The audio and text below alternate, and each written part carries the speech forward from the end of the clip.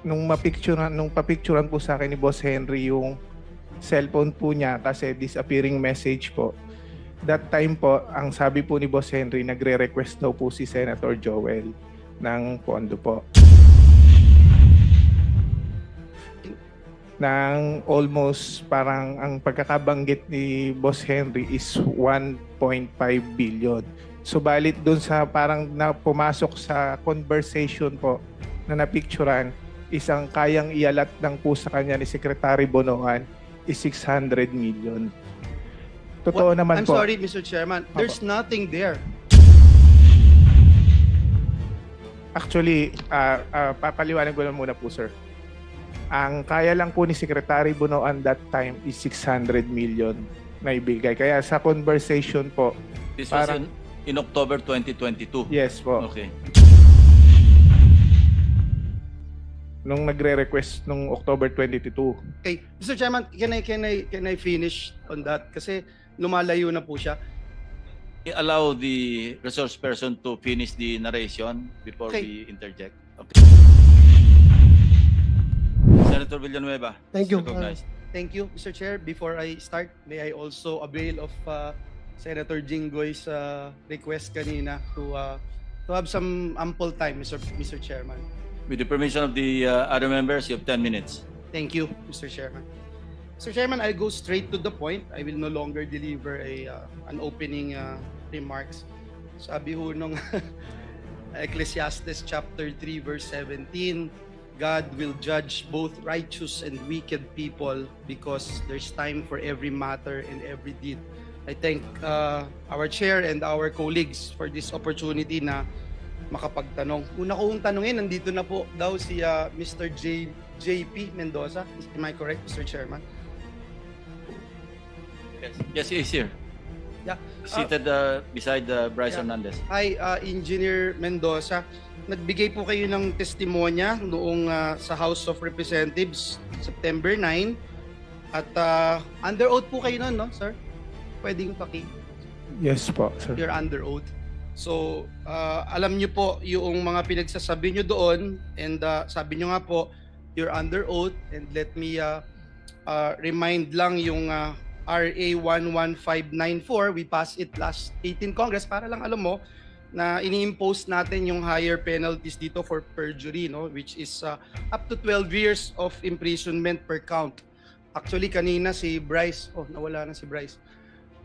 Kanina pinapakinggan ko si Bryce, parang naka-apat na counts na ng perjury, so that's 48 years na.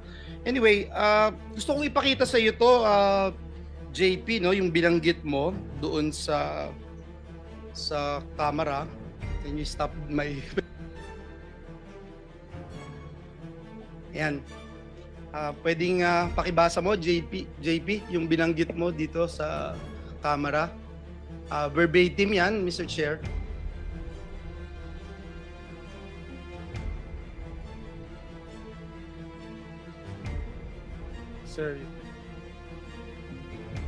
Sir, yung picture po na yan ay noong October 2023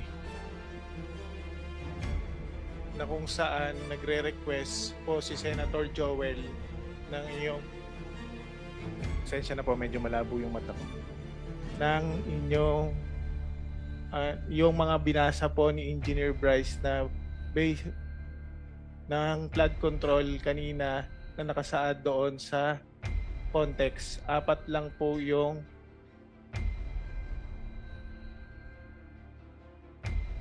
pwedeng picturean ko pa para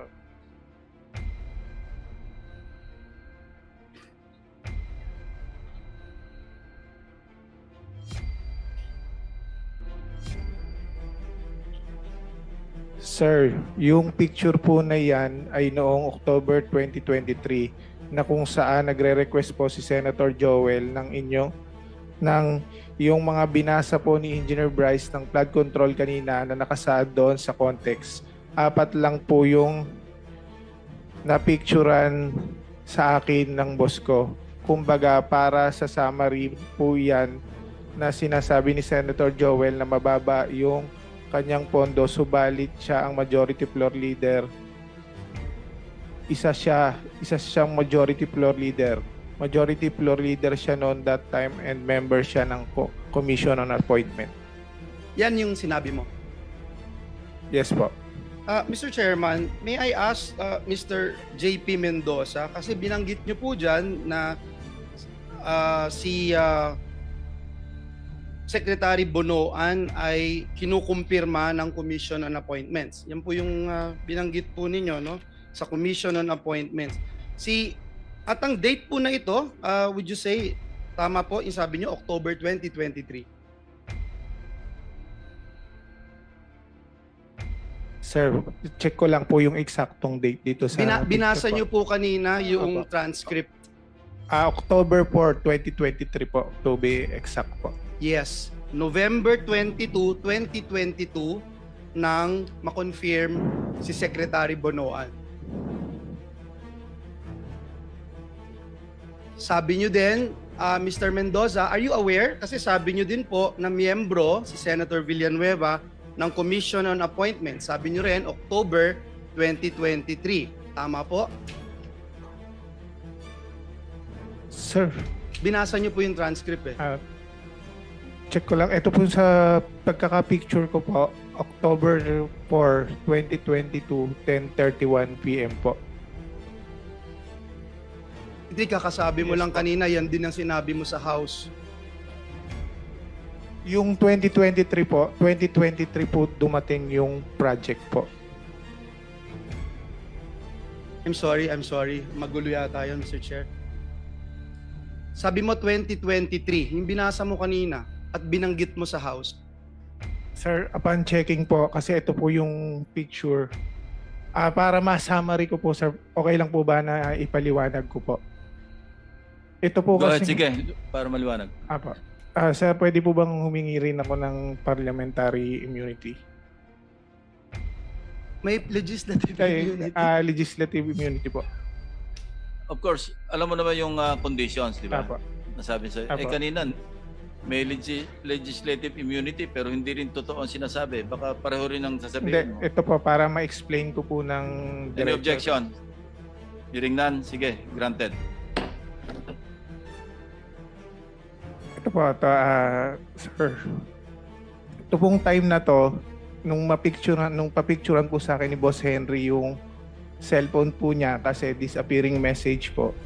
That time po, ang sabi po ni Boss Henry, nagre-request daw po si Senator Joel ng pondo po.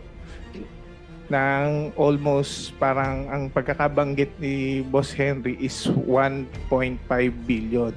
Subalit dun sa parang pumasok sa conversation po na napicturan, isang kayang ialat ng po sa kanya ni Secretary Bonoan is 600 million. Totoo naman I'm po. sorry, Mr. Chairman. There's nothing there.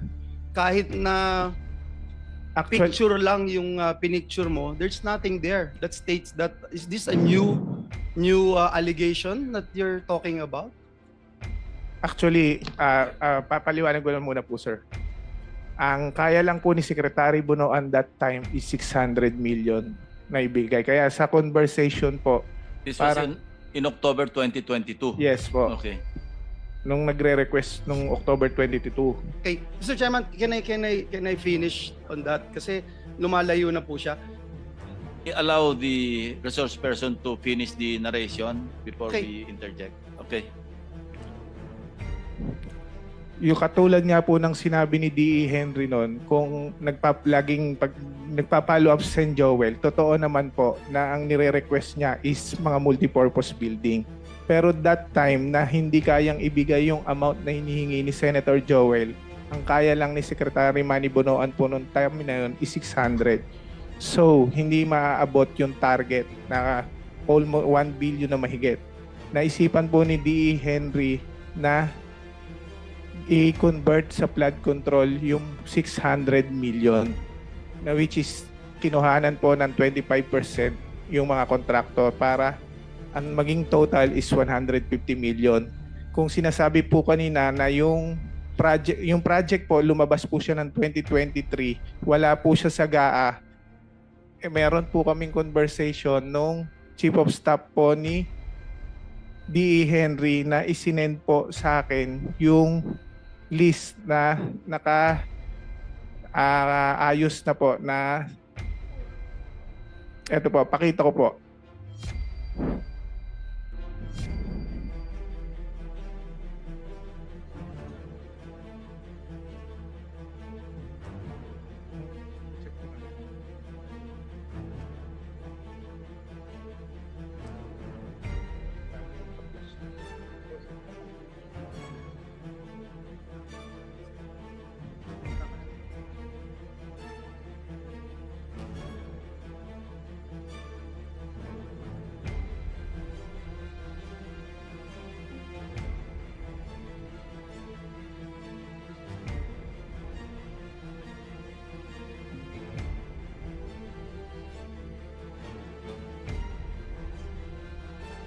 Mr. Chairman. Not germane to my questions kasi. Mr. Yung Chairman. sinasabi mo, excuse me, Senator Joel. Sinasabi mo, meron kang screenshot ng conversation mo with Senator Joel? Pinapicturan po sa akin Sino ang kausap ni Senator Joel? CDA Henry po.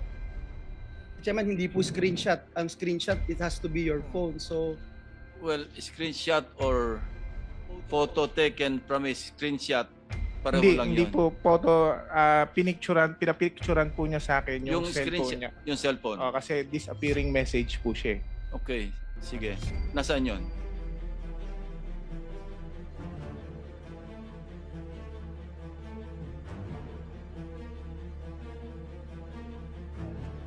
Ang binigay mo raw, list of projects, hindi Apa, yun. kumbaga, nung yung 600 million na kinonvert na lang po sa flood control, ito po, sinend po, ito po yung nasan po.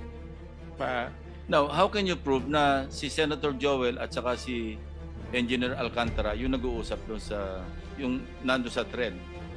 Nung nasa Congress po, tinanong din po siya sa House kung kinukumpirma po niya na nag-uusap sila. Kinonfirm naman po ni DE. Are you confirming? I confirm, nung last time po sa Congress, ang kinonfirm ko lang po na si Senator Joel po ay nag-follow up sa akin na pwedeng malagyan ng building, mga school building po ay multipurpose building, baka pwedeng mabigyan po ni Secretary. Meron daw po request pero pinapapollow up niya lang po sa akin. Pero there is no such thing as flood control, Your Honor. Yun po ang bilanggit ko sa Congress po.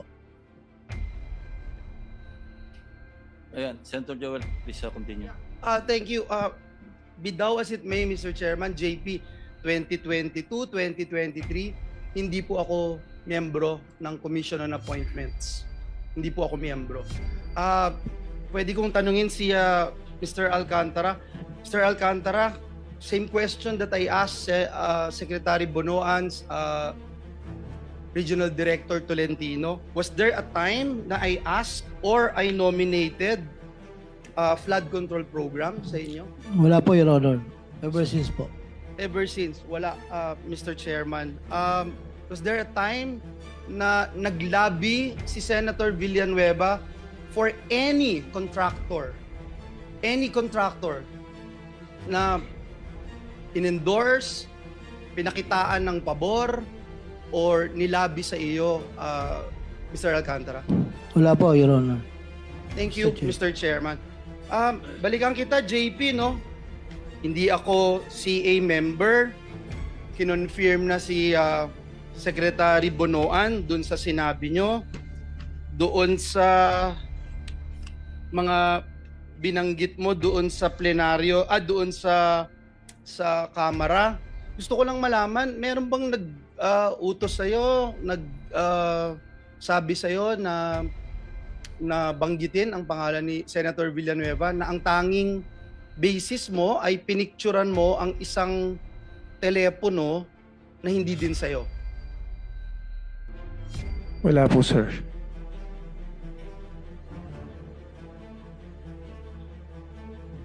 Puntahan ko si Bryce, Mr. Chairman. Engineer Bryce, nagpunta ka rin sa Kamara de Representantes at doon marami kang sinabi, may mga picture kagaya nung sinasabi ni JP na pinicturan niya yung isang telepono at di umano ito ay conversation ni Joel Villanueva at isang Henry Alcantara. At nakakalungkot man na kahit ito'y isang picture lang from a different phone, parang tinanggap na gospel truth doon sa camera, no? May ipapakita rin akong picture sa iyo, Bryce. Pakitignan itong picture na to. Pakilakihan.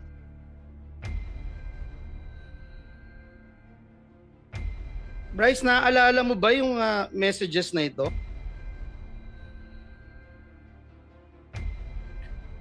Your Honor, ngayon ko lang po nakita yan.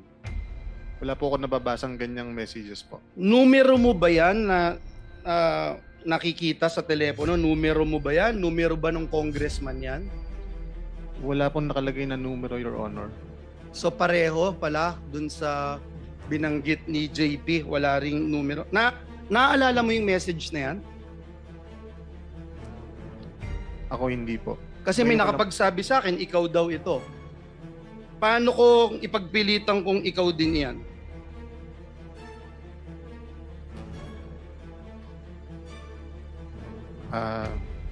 Nasa sa inyo na po yan, Your Honor. Pero hindi ikaw yan. Hindi po.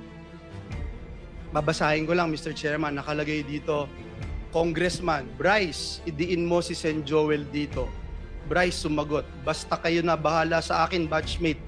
Huwag nyo lang akong ibalik sa Senado, sa Senate.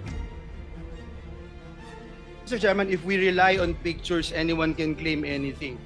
And let me show how easy it is to fake this one, Mr. Chairman.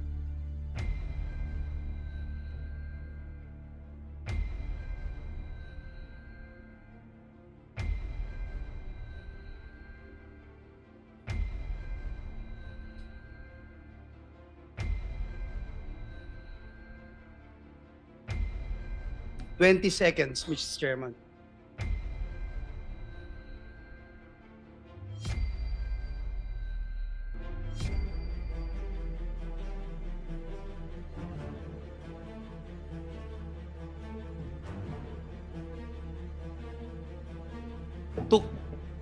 Took me 20 seconds, Mr. Chairman, to do that. Mr. Chairman, maaaring sabihin yung cellphone na nagpicture at ang metadata ng picture na ito ay para sabihin kinuhanan talaga noong October 2023. Kanina si Mr. JP nagsasabi baka 2022. Pakita din po natin kung paanong mag-alter sa metadata of an image.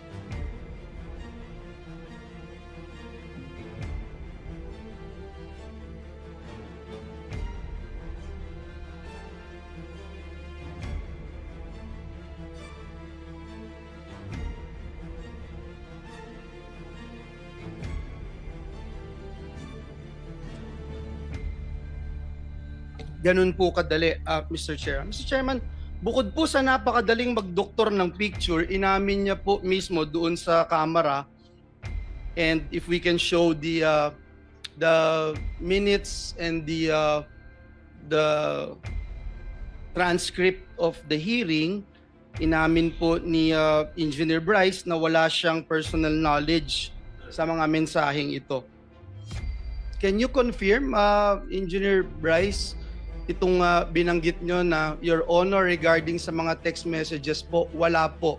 Kasi you're being asked to prove your allegations na may pruweba or usapan tayo, o at least make sure for fairness sake, sabi niya Rep. Adyong.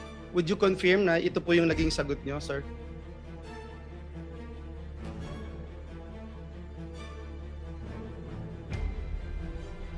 Yes, Your Honor. So ibig sabihin, hearsay, Mr. Chairman, daig pa po nito yung chismis. Nakakalungkot dahil yung chismis trying to destroy me, my name, our family, our loved ones. May mga anak din ako, Engineer Bryce, at higit sa lahat yung simbahan na aking nire-represent na milyong-milyong tao ang nire-respeto yung aking pananampalataya. Mr. Chairman, tandaan din po natin na Bryce and JB, nakita nyo kanina yung pinakita kong video. Hindi ba ganun kadali gumawa? Yes or no lang? Hindi po namin alam na pwede palang gawin yon, Your Honor. Ah, hindi nyo alam. Okay. So, ibig sabihin, hindi nyo ginagawa itong pamimeke. Hindi po, Your Honor. Okay. Hindi nyo ginagawa. Mr. Chairman, dun po sa mga isiniwalat nyo, Mr. Chairman, dito sa Senado, ang dami pong kasinungalingan at pamimeke. No? Pakita lang natin yung history ng pamimeke ng public documents nitong dalawang ito, Mr. Chairman. Nameke din po sila ng driver's license para lamang makapaglaro sa casino. Kahit alam nating lahat na krimen ito, ngayon pa po ba sila matatakot, Mr. Chairman, kung ikalulusot po nila ito? So, ito po ba, hindi nyo rin po aaminin na kayong behind dito sa pamimeke ng lisensya na ito, Bryce and JP? Your Honor, wala po akong nahawakang ganyang klase ng ID po. Ganun din po ako, sir. Kasi katulad nga po nung sinagot ko na LTO, may sinampahan na po kami. Sinagot na po namin yan sa LTO, sir.